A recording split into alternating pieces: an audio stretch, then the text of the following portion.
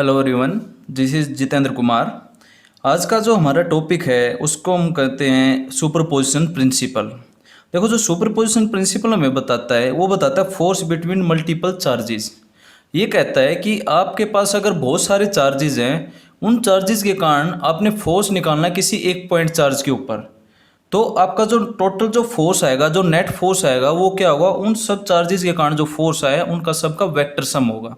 जैसे आपके पास में चार्जेस दिए हैं, आपका Q1 है, Q2 है, ऐसे Q3 Q4 up to Qn charges दिए हैं।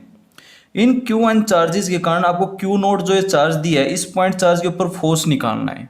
तो मैंने कहा आपका जो Q1 चार्ज है इसके कारण इसके ऊपर फोर्स लगा हुआ आपका F01 है। Q2 चार्ज है उसके कारण जो फोर्स लगा आपका F02 है। और ऐसे करते करते Qn जो चार्ज है उसके कारण जो फोर्स लगा वो आपका F0n है। यानी आपका ये बता रहा है force on Q naught due to Qn। ये आपका ऐसे हम इसको लिखेंगे, ऐसे इसका नोमेनक्लेचर होगा। और उनके बीच की जो डिस्टेंस है वो दे रखी है आपके पास में, Q1 और Q नोट आपका R10 है, R20 आपका, R02 आपके पास में ये 20 है।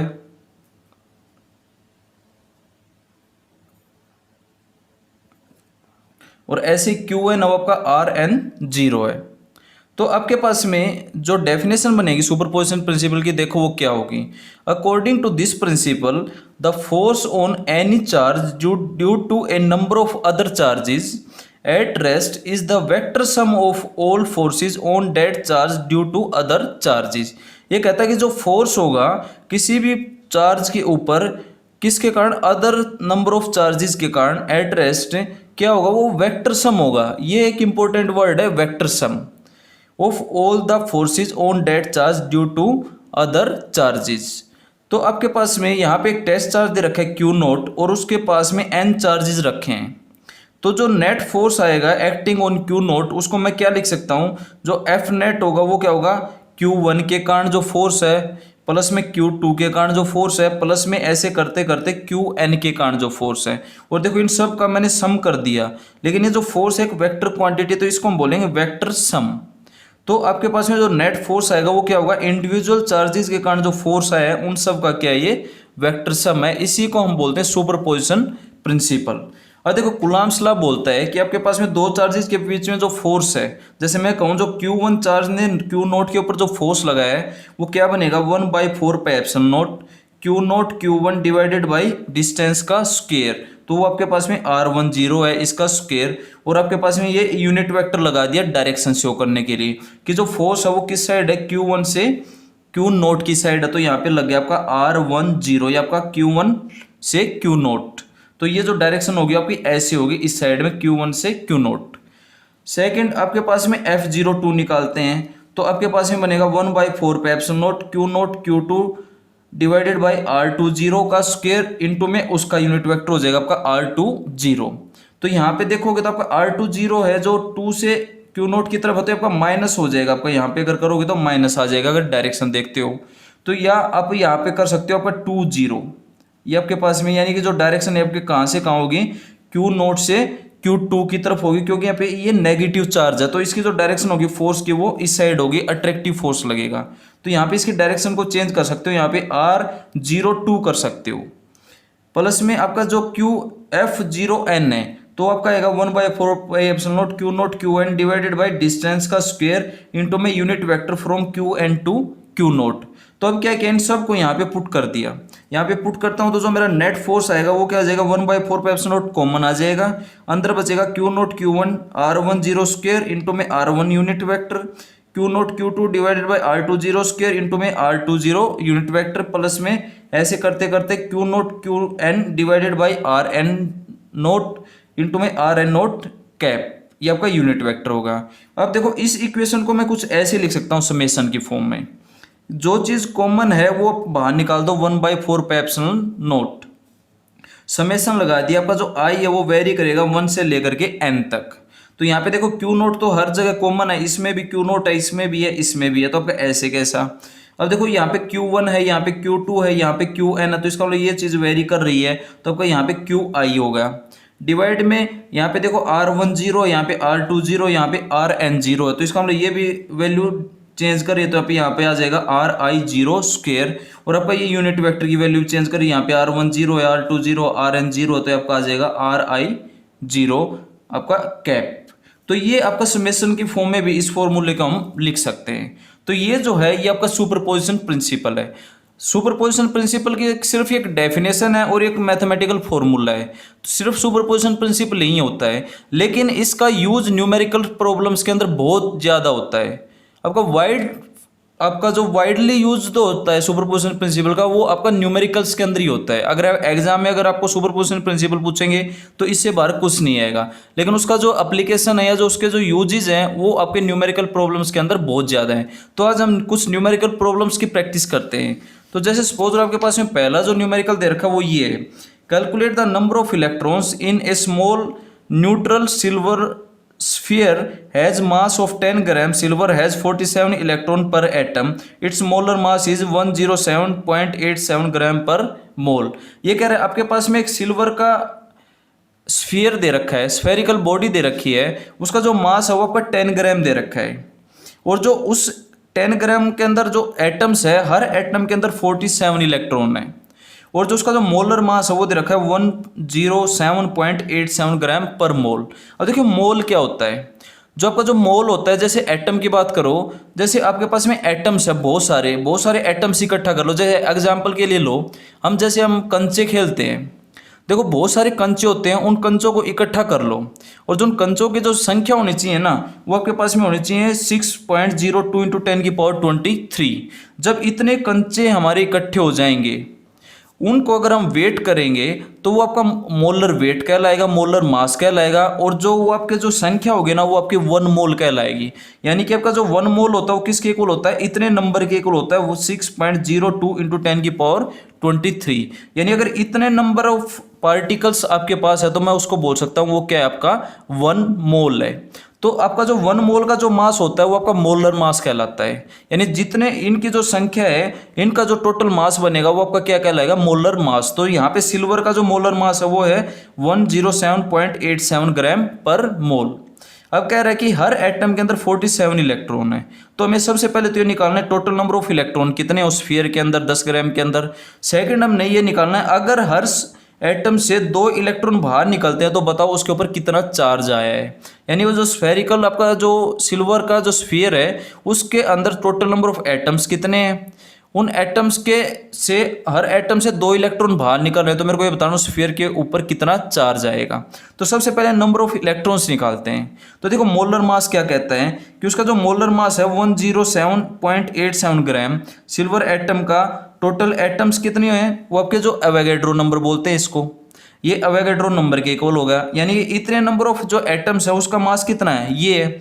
अगर 1 ग्राम की बात करोगे तो क्या हो जाएगा, ये डिवाइडेड बाई 107.87, और 10 ग्राम की बात करोगे तो कहाँ चला जाएगा, ये 10 ग्राम मल्टीप्लाई में। तो अगर इसको सोल्व करोगे तो आपके पास में जो टोटल नंबर ऑफ एटम्स आएंगे वो आएंगे 5.6 × 10⁻22। ये क्या आ गया, टोटल नंबर ऑफ एटम्स आ गए उस 10 ग्राम स्फीयर के अंदर। अब मेरे को क्या निकालना है कि टोटल नंबर ऑफ इलेक्ट्रॉन्स कितने हैं। इसमें बोल रहा है कि 47 इलेक्ट्रॉन हर एटम के अंदर है। टोटल नंबर ऑफ एटम कितने हैं, 5.6 × 10⁻22। तो मैं मल्टीप्लाई करा दूंगा टोटल नंबर ऑफ इलेक्ट्रॉन्स निकालने के लिए, total number of atoms multiply by 47। तो आपके पास में जो नंबर ऑफ इलेक्ट्रॉन्स हम हो जाएंगे 2.6 × 10⁻24। अब क्या कह रहा है कि आपके 2 इलेक्ट्रॉन हर एटम से बाहर निकलना है, तो बताओ उसके ऊपर कितना चार्ज आया है। अब हर एटम से 2 इलेक्ट्रॉन बाहर निकाल दो तो टोटल चार्ज निकालना, तो हमारे पास क्वांटाइजेशन ऑफ चार्ज कहता है Q = Ne। Total number of atoms कितने हैं, 5.6 × 10⁻22। हर एटम से 2 इलेक्ट्रॉन बाहर निकल रहे हैं तो टो से मल्टीप्लाई करा दिया, मल्टीप्लाई बाई क्या होगा, 1 इलेक्ट्रॉन का चार्ज, वो है 1.6 × 10⁻19। तो अगर इसको सोल्व करते हो तो आपके पास में जो Q आएगा वो आएगा 1.8 × 10⁻3 कूलम = हो जाएगा आपका 1800 कूलम। तो यानी उस स्फीयर के पास जो चार्ज होगा वो क्या होगा, 1800 कूलम होगा। अब नेक्स्ट देखते हैं नेक्स्ट न्यूमेरिकल। यहाँ पे कह रहा था electron and proton of hydrogen atom are separated by a distance of 5.3 × 10⁻11 metre. Find the ratio of electric and gravitational forces between them. ये अगर आपका हाइड्रोजन एटम दे रखा है, उसके अंदर इलेक्ट्रॉन और प्रोटॉन है, और उनके बीच का जो डिस्टेंस है वो है 5.3 × 10⁻11। तो उनके बीच में इलेक्ट्रिकल फोर्सेज भी लगेगा चार्जेस के कारण, और उनके बीच में ग्रेविटेशनल फोर्स लगेगा मासेस के कारण। तो उन दोनों का रेशियो निकालना है। तो सबसे पहले हमारे पास में इलेक्ट्रिक चार्ज की बात करते हैं। इलेक्ट्रिक चार्ज का फोर्स निकालने के लिए हमारे पास में क्या फॉर्मूला है, कूलम्ब्स लॉ है, 1/4πε0। पहला चार्ज प्रोटॉन का मल्टीप्लाई बाई इलेक्ट्रॉन का चार्ज डिवाइडेड बाई डिस्टेंस का स्क्वायर। तो यहाँ पे रखते हैं तो 1/4πε0 हो गया 9 × 10⁹। प्रोटॉन का चार्ज भी वही होता है, इलेक्ट्रॉन का चार्ज भी वही होता है, ऐसे कैसा डिवाइडेड बाई डिस्टेंस दे रखे हैं उनके बीच की 5.3 × 10⁻11। तो इसका स्क्वायर हो जाएगा। अगर आप इसको सोल्व करते हो तो आपके पास में जो इलेक्ट्रिक फोर्स आएगा वो आएगा 8.2 × 10⁻8 न्यूटन। यानी दोनों चार्जेस के बीच में जो इलेक्ट्रिक फोर्स लग रहा है वो आपका ये लग रहा है। अब बात करते हैं ग्रेविटेशनल फोर्स की। ग्रेविटेशनल फोर्स निकलता है जब जब दो बॉडीज के अंदर मास होता है। तो इलेक्ट्रॉन का मास आपको पता है, प्रोटॉन का मास आपको पता है, तो हम Newton's law of gravitation apply कर देंगे। वो तो आपके पास में Fg=Gm1m2/r²। तो आपका g की वैल्यू होती है 6.6 × 10⁻11। आपका मास ऑफ प्रोटॉन जो होता है वो होता है 1.67 × 10⁻27 kg। मास ऑफ इलेक्ट्रॉन होता है वो होता है 9.1 × 10⁻31, और डिवाइडेड बाई डिस्टेंस का स्क्वायर। अगर आपको मासेस नहीं पता है तो मेरा फर्स्ट वीडियो देखो, उसमें मैंने इसको ढंग से एक्सप्लेन किया है। तो यहाँ पे आपके पास में ये डिस्टेंस का स्क्वायर हो जाएगा। अगर इसको फिर सोल्व करोगे तो आपके पास में जो Fg आएगा वो आएगा 3.6 × 10⁻47 न्यूटन। तो आपके पास में जो दोनों का जो रेशियो निकालना है तो क्या करोगे, F electric divided by F gravitational. तो यहाँ पे F इलेक्ट्रिक है वो 8.2 × 10⁻8 डिवाइडेड बाई F ग्रेविटेशनल है वो है 3.6 × 10⁻47। अगर इसको दोनों को सोल्व करते हैं तो देखो आंसर जो आएगा वो आएगा 2.3 × 10⁻39। और देखो 10⁻39 बहुत बड़ा नंबर है। अगर मैं इस Fg को इस साइड लेके जाता हूँ तो आपके पास में जो F इलेक्ट्रिक आया है वो क्या है 2.3 × 10⁻39 टाइम्स ऑफ Fg। यानी कि आपको जो इलेक्ट्रिकल फोर्सेस बहुत ज़्यादा स्ट्रोंगर हैं ग्रेविटेशनल फोर्सेस से। लेकिन ये चीज़ वहीं पे अप्लाई है जहाँ पे माइक्रो लेवल की बात करते हैं, जहाँ पे हम पार्टिकल्स इलेक्ट्रॉन की, प्रोटॉन की बात करते हैं, न्यूट्रॉन की बात तो चार्ज नहीं होता, न्यूट्रल होता है, जहाँ पे चार्ज पार्टिकल आपके छोटे हो, स्मॉल हो। लेकिन अगर बड़ी बड़ी चीज़ों के बारे में जैसे अर्थ और मून के बीच में बात करोगे तो वहाँ पे जो सब ग्रेविटेशनल फोर्स है वो आपका ज़्यादा होगा, इलेक्ट्रिकल फोर्सेस कम हो जाएंगे, क्योंकि वहाँ पे मास ज़्यादा लाई करता है, मास डोमिनेट करेगा। यहाँ पे चार्ज डोमिनेट कर रहा है, जहाँ पे चार्ज डोमिनेट करेगा वहाँ पे इलेक्ट्रिक फोर्सेज होंगे। यानी कहने का मतलब ये है कि जहाँ पे हम माइक्रो लेवल की बात करेंगे, छोटे पार्टिकल्स की बात करेंगे, वहाँ पे इलेक्ट्रिकल चार्जेस बहुत ज़्यादा स्ट्रॉन्ग होते हैं ग्रेविटेशनल फोर्सेज से। अब नेक्स्ट न्यूमेरिकल देखते हैं। नेक्स्ट न्यूमेरिकल देखो क्या कहता है। ये कह रहा है कि 3 charges are arranged shown in figure, compute the net force exerted on the middle charge by the other 2 charges। ये कह रहा है इस मिडल चार्ज के ऊपर फोर्स निकालना है इन दोनों चार्जेस के कारण। आपका Q1 दिया है 8E, Q2 दिया है 3E, और जो Q3 है वो दिया -12E। अब देखो इसके ऊपर मेरे को फोर्स निकालना है। तो देखो कि आपका एग्जांपल है सुपरपोजिशन प्रिंसिपल का, कि आपके पास में जो नेट फोर्स होगा किसी चार्ज के ऊपर इंडिविजुअल चार्जेस के कारण वो क्या होगा, सबका वेक्टर सम होगा। तो अब देखो सबसे पहले आपका जो Q1 है इसके ऊपर Q2 के ऊपर फोर्स लगा रहा है वो मैंने बोल दिया आपका F1 है। तो आपका जो F1 आएगा कूलम्ब्स लॉ से वो क्या हो जाएगा 1/4πε0 Q1 Q2 डिवाइडेड बाई दोनों के बीच की डिस्टेंस। तो देखो दोनों के बीच की डिस्टेंस क्या होगी 1 2 3 4 5 प्लस में 3 आपका 8। तो दोनों के बीच की जो डिस्टेंस होगी वो हो जाएगी आपकी 8। तो यहाँ पे 8 आ जाएगा। देखो Q1 Q2 और देखो ये जो आई कैप आया क्या शो कर रहा है, ये दोनों के बीच में जो फोर्स है वो आपका रिपल्सिव फोर्स लगेगा इसके ऊपर। तो इसकी जो डायरेक्शन होगी वो क्या होगी प्लस एक्स एक्सिस के लोगे होगी। तो इसके लिए मैंने क्या लगा दिया यहाँ पे आई कैप लगा दिया। जैसे ही आई कैप लगाओगे ये वेक्टर फॉर्म आ जाएगी। ऐसे ही Q2 के कारण निकालते हैं आपके पास में वो आएगा F2। जो आपका Q3 के कारण जो F2 आएगा वो आएगा 1/4πε0 Q3 Q2 डिवाइडेड बाय दोनों के बीच की डिस्टेंस इनटू में आई कैप। देखो यहाँ पे नेगेटिव है तो इसको अट्रैक्ट करेगा तो डायरेक्शन होगी वो प्लस एक्स एक्सिस के अलोंग होगी। तो यहाँ पे अट्रैक्टिव फोर्स लगेगा तो इस वजह से यहाँ पे आई कैप आ गया। और दोनों के बीच की डिस्टेंस है 1 और 2, तो इनके बीच की जो डिस्टेंस होगी वो 1 2 होगी आपके पास में 2 यूनिट्स। अब यहाँ पे आपके पास में सुपरपोजिशन प्रिंसिपल क्या कहता है कि जो नेट फोर्स है वो क्या होगा वेक्टर सम होगा F1 प्लस में F2। तो यहाँ पे F नेट क्या आ गया F1 प्लस में F2। इनको सोल्व कर लेंगे। Q1 की वैल्यू यहाँ पे पुट कर दी 8E, Q2 की वैल्यू 3e आ गई, बीच की डिस्टेंस आपकी 8 हो गई, इनटू में आई कैप और 8 का क्या होगा स्क्वायर, प्लस में 1/4 पे एप्सिलॉन नॉट। Q2 की वैल्यू आपके Q3 की वैल्यू होगी -12e, इसका मॉडुलस कर दें क्योंकि हमने मैग्नीट्यूड निकालना है, इनटू में आपके पास में Q2 हो गया 3e और बीच की डिस्टेंस आपकी 2, तो आपका 2 का स्क्वायर और डायरेक्शन क्या आपकी आई कैप।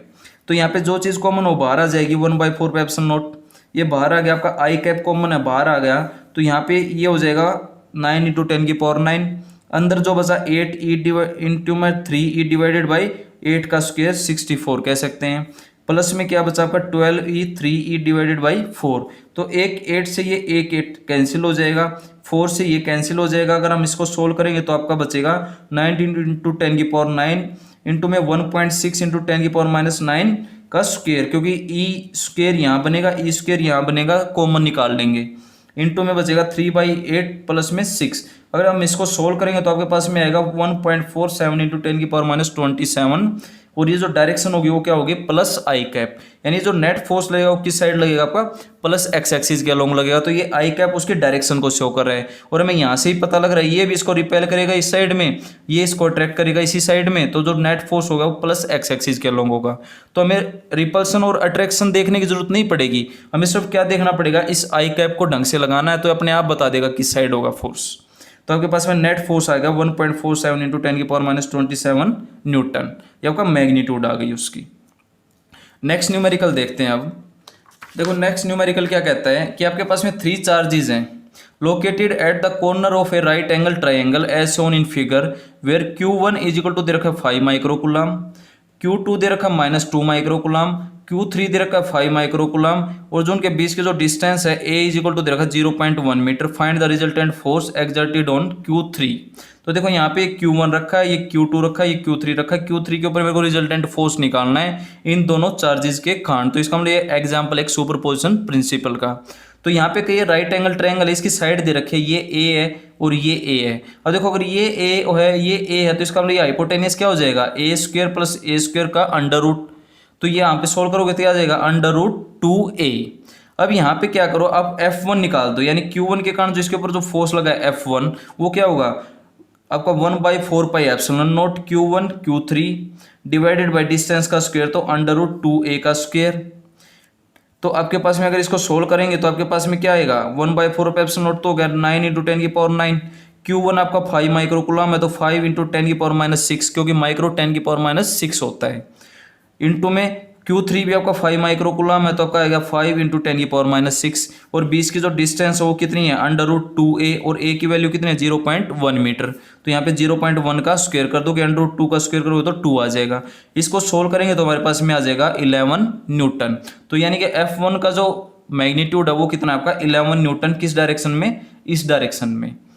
ऐसे ही F2 निकालते हैं। अब F2 = क्या होगा 1/4 पे epsilon not Q2 Q3 divided by distance का स्क्वायर। तो यहाँ पे डिस्टेंस कितनी है A है, दोनों चार्जेस के बीच की, ये ध्यान रखना आपको डिस्टेंस का।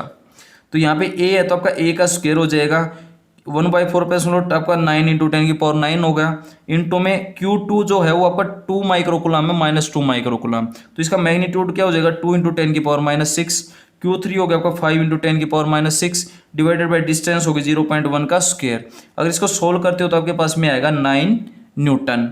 तो यहाँ पे राइट एंगल ट्रायंगल है कि अब अगर मैं राइट एंगल ट्रायंगल के अंदर देखो साइन थीटा देखता हूँ तो वो होता है परपेंडिकुलर अपॉन में हाइपोटेनियस। अगर ये थीटा है तो इसके सामने क्या होगा परपेंडिकुलर, और ये आपका हाइपोटेनियस, तो आपका साइन थीटा = आ जाएगा परपेंडिकुलर अपॉन में हाइपोटेनियस, ये हो जाएगा A/√2a। तो A से तो A कैंसिल हो गया, तो जो साइन थीटा है वो किसके इक्वल हो जाएगा 1/√2। तो साइन थीटा की वैल्यू 1/√2 कहाँ होती है जब थीटा आपका 45 डिग्री होता है। तो आपके पास में जो यहाँ पे जो एंगल आया कितना है आपका 45 डिग्री। तो अगर ये एंगल 45 है तो इसका मतलब ये भी क्या होगा 45। अब क्या करो इस F1 को कंपोनेंट्स में डिवाइड कर लो। कंपोनेंट्स में तोड़ने के लिए इसका x कंपोनेंट देखोगे तो यहाँ पे एंगल थीटा है तो आपका बनेगा F1 कोस थीटा, इसका y कंपोनेंट देखोगे वो बनेगा आपका F1 साइन थीटा। तो ये दोनों कंपोनेंट्स आ गए, तो इसका जो x कंपोनेंट आया वो क्या है आपका F1 कोस थीटा, और देखो नेगेटिव साइड में x कंपोनेंट क्या है आपका F2 है। तो जो नेट रिजल्टेंट निकालते हैं तो आपके पास में नेट फोर्स आएगा अलोंग एक्स एक्सिस, वो क्या हो जाएगा F1 कोस थीटा, थीटा का 45 है तो कोस 45 प्लस आई कैप, क्योंकि ये प्लस एक्स डायरेक्शन में लगा है, और ये माइनस एक्स डायरेक्शन में F2 लगा है, तो यहाँ पे आ गया प्लस में F2 माइनस आई कैप। माइनस आई कैप यही दिखा रहा है कि इसकी जो डायरेक्शन ऑफ किस साइड है, माइनस एक्स एक्सिस के अलोंग है। तो ये आपका इसका एक्स कंपोनेंट आ जाएगा नेट फोर्स जो Q3 के ऊपर लगेगा। तो ये आपके पास में Fx, अब इसको क्या करेंगे, F1 की वैल्यू हमें पता है 11 है, यहाँ पे रख देंगे। cos 45 1/√2 होता है आई कैप, इसको सोल्व करेंगे -9 आपका, क्योंकि ये 9 F2 है तो 9 आई कैप, इसको सोल्व करेंगे तो आपका 7.9 आई कैप माइनस में 9 आई कैप। अगर इसको माइनस करते हैं इसमें से तो आपका आएगा Fx equal to -1.1 i cap. ऐसे ही अब हम अगर y कंपोनेंट की बात करते हैं तो देखो y डायरेक्शन में सिर्फ इस F1 का कंपोनेंट है, क्योंकि x का तो कुछ, इस F2 का तो कुछ है ही नहीं, ये सिर्फ x एक्सिस के अलोंग था। तो जो y कंपोनेंट निकालोगे तो क्या हो जाएगा, F1 sin 45। तो यहाँ पे आ जाएगा y कंपोनेंट F1 sin 45, और देखो प्लस y डायरेक्शन में तो यहाँ पे आ जाएगा प्लस j कैप। यहाँ पे F1 की वैल्यू 11 है, यहाँ पे 11 पुट कर देंगे, इंटू में sin 45 1/√2 इंटू में j कैप। इसको सोल्व करेंगे तो आपका आ गया 7.9 j कैप। तो ये आपका Fy वैल्यू आ जाएगी 7.9 j कैप। अब क्या करना है, नेट फोर्स निकालना है, तो क्या कर देंगे, दोनों का वेक्टर सम कर देंगे। तो आपके पास में F नेट क्या हो जाएगा, Fx प्लस में Fy। अब Fx की वैल्यू क्या थी, -1.1 आई कैप, प्लस में Fy कितना था 7.9 j कैप, यहाँ पे वैल्यू पुट कर दी। तो आपके पास में नेट फोर्स आ गया वेक्टर फॉर्म में। अब आपसे बोले बताओ नेट रिजल्टेंट फोर्स का मैग्नीट्यूड कितना होगा। तो मैग्नीट्यूड निकालने के लिए क्या करोगे, जो आई कैप के साथ है इसका स्क्वायर, प्लस में जे कैप के साथ है उसका स्क्वायर, और पूरे का क्या कर दोगे, स्क्वायर रूट निकाल दोगे। आपने +1 में किसी रिजल्टेंट वेक्टर का मैग्नीट्यूड निकालने का फॉर्मूला देखा था आपने, a² + b² प्लस में 2ab cos थीटा का अंडर रूट। यहाँ पे दोनों के बीच में एंगल देखोगे, आई और जे के बीच में आपका 90 डिग्री है, तो cos 90 क्या हो जाएगा आपका 0 हो जाएगा। तो अंडर रूट में बचेगा सिर्फ a² प्लस में b²। तो यहाँ पे आ जाएगा इसका स्क्वायर प्लस में इसका स्क्वायर, और पूरे क्या कर दोगे अंडर रूट, तो उसका नेट मैग्नीट्यूड आ जाएगा। ये उसकी वेक्टर फॉर्म है। मैग्नीट्यूड निकालने के लिए क्या करोगे, इनका स्क्वायर करके ऐड करके उनका स्क्वायर रूट कर दोगे। तो ये आपके पास में न्यूमेरिकल है। आपका नेक्स्ट न्यूमेरिकल देखते हैं। ऐसे ही आपका नेक्स्ट न्यूमेरिकल क्या कहता है, ये कहता है आपके पास में ये थ्रेड, एक स्ट्रिंग दी है, धागा दिया है, इस धागे से एक पार्टिकल बंधा हुआ है। उस पार्टिकल के ऊपर जो मास है वो उसका मास है m है, और उसके ऊपर जो चार्ज है वो आपका +q है, और एक चार्ज रखा है यहाँ पे, ये आपका -q चार्ज है। और जो यहाँ इस जो स्ट्रिंग की जो डिस्टेंस है वो आपकी l है, और यहाँ से लेके यहाँ तक जो डिस्टेंस है वो भी l है, और आपकी ये भी एक l है, यानी एक प्रकार की आपकी एक इक्विलेटरल ट्रायंगल है। तो मेरे को ये बताना है कि अगर ये पार्टिकल आपका इक्विलिब्रियम में है, इक्विलिब्रियम का मीनिंग ये है कि आपका ये रेस्ट के अंदर है, इसके ऊपर नेट फोर्स 0 है, तो बताओ इसके अंदर कितना मास है और इस स्ट्रिंग के अंदर कितना टेंशन है। मेरे को टेंशन भी निकालना है और इसका मास भी निकालना है। तो देखो कैसे करेंगे, तो मैंने कहा कि जो मास ऑफ पार्टिकल है वो आपका m है, जो चार्ज ऑफ पार्टिकल है वो आपका +q है, और जो एंगल जो यहाँ पे दिया है ना, वो दिया है कि जो थ्रेड जो एंगल बना रहा है इस वर्टिकल एक्सिस के साथ, वो दिया आपका 30 डिग्री। तो देखो इक्विलेटरल ट्रायंगल है, तो ये 60 का होगा, ये 60 का होगा, और ये भी 60 का होगा। तो अगर ये एंगल 30 डिग्री है, तो देखो यहाँ पे ये 60 है, तो अगर ये वर्टिकल लाइन देखोगे तो क्या करेगी, 30 पार्ट्स में डिवाइड कर देगी। ऐसे भी देख सकते हो, या फिर देखो एक लाइन ये है, एक लाइन ये बनेगी, ये दोनों एक दूसरे के पैरेलल हैं, ये थ्रेड इसको डिवाइड कर रहा है, तो इसका मतलब ये जो एंगल है ये किसके इक्वल होगा, इस एंगल के इक्वल होगा, अल्टरनेट एंगल। तो ऐसे भी कर सकते हो, इसका मतलब ये भी आपका 30 डिग्री एंगल आ जाएगा।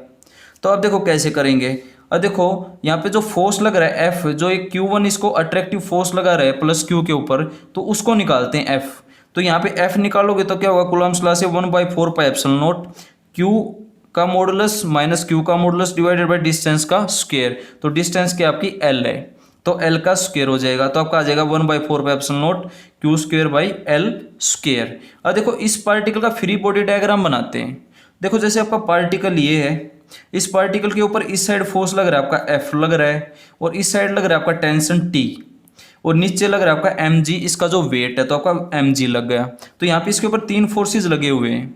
अब इसका फ्री बॉडी डायग्राम बनाते हैं, तो जो वर्टिकल एक्सिस है इसके साथ जो T एंगल बना रहा है ये भी 30 है, और जो F एंगल बना रहा है ये भी क्या है 30 है। तो अब क्या करेंगे, इस T और जो F है ना, इसको हम कंपोनेंट्स में डिवाइड कर लेंगे। अगर आपको कंपोनेंट्स डिवाइड नहीं करने आ गए करने नहीं आते तो आप मेरा एक बार वेक्टर्स का वीडियो देखें, वहाँ पे मैंने अच्छे से समझाया ये चीज़ें। तो यहाँ पे अगर मैं f का ये कंपोनेंट देखता हूँ तो देखो यहाँ पे एंगल 30 बन रहा है, तो इस साइड बनेगा आपका f cos 30, ये बनेगा f sin 30। ऐसे यहाँ पे एंगल 30 बन रहा है तो ये बनेगा t cos 30, ये बनेगा आपका t sin 30, और नीचे आपका mg ऐसे कैसा रहेगा। तो यहाँ पे देखो मैंने कंपोनेंट्स में डिवाइड कर दिया, जो f का एक कंपोनेंट इस साइड बना f cos 30, इस साइड बना f sin 30, टी का ये कंपोनेंट बना f sin 30, ऊपर वाला कंपोनेंट बना f cos 30, नीचे आपका mg ऐसे कैसा। अब देखो x एक्सिस की मैं बात करता हूँ, इस साइड लग रहा है t sin 30, उस साइड लग रहा है आपका f sin 30। देखो ये आपका इक्विलिब्रियम में है, रेस्ट में, तो इसका मतलब ये एक दूसरे क्या है, इक्वल एंड अपोजिट है। तो मैं यहाँ पे लिख सकता हूँ कि आपका जो t sin 30 है वो किसके इक्वल होगा, f sin 30 के। तो यहाँ से sin 30 कैंसिल हो जाएगा, t इज इक्वल टू क्या जाएगा f, और f हमने ये निकाला है 1/4 epsilon not q square by L square. तो उसके अंदर जो टेंशन बनेगा वो क्या बनेगा, 1/4 epsilon not q square by L square. अब देखो 1/4 एप्सिलॉन नॉट की वैल्यू पता है 9 × 10⁹। अगर आपको q दिया हो और आपके पास में l दिया हो, थ्रेड की डिस्टेंस दे रखी हो, तो आप बता सकते हो इसके अंदर कितना टेंशन होगा। अब बात करते हैं मास निकालने के लिए। मास के लिए हम दूसरी इक्वेशन का यूज करते हैं। इस साइड जो लग रहा है, दो फोर्सेज लग रहे हैं, t cos 30 और f cos 30। नीचे आपका क्या लग रहा है, mg लग रहा है। अब ये पार्टिकल नहीं ऊपर जा रहा है नहीं नीचे जा रहा है, क्योंकि ये इक्विलिब्रियम के अंदर है। तो इसका मतलब जितना फोर्स ऊपर लग रहा है उतना ही कहाँ लगेगा, नीचे। तो इसका मतलब इन दोनों फोर्सेज का सम किसके इक्वल हो जाएगा, आपका mg के। तो यहाँ पे पुट कर देंगे आपका f cos 30 प्लस में t cos 30 is equal to mg। अब देखो f और t तो क्या एक दूसरे के इक्वल हैं, तो इसका मतलब मैं इस t की जगह क्या पुट कर दूंगा, f। तो ये देखो f cos 30 क्या हो जाएगा, 2f cos 30 is equal to mg। अब मेरे को m निकालना है, m निकालने के लिए मैं क्या करता हूँ, m को यहाँ रखता हूँ, g को नीचे ले जाता हूँ। तो आपका जो m इज इक्वल टू क्या आ जाएगा, 2f। f की वैल्यू आपके पास में ये रही 1/4 पे epsilon not q square by L square, cos 30 आपका ऐसे कैसा और डिवाइडेड बाई g। तो आपका जो m आएगा वो हो जाएगा आपके पास में cos 30 होता है √3/2।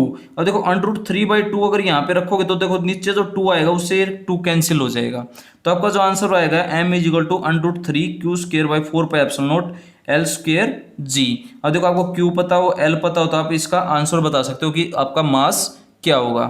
तो इस वीडियो में यहीं तक। आप न्यूमेरिकल प्रैक्टिस करें अच्छे से अपने बुक से, और बहुत सारे न्यूमेरिकल्स करके देखें। जितने आप न्यूमेरिकल करोगे आपका कॉन्सेप्ट क्लियर होता जाएगा। तो इस वीडियो में यहीं तक। Thank you and take care.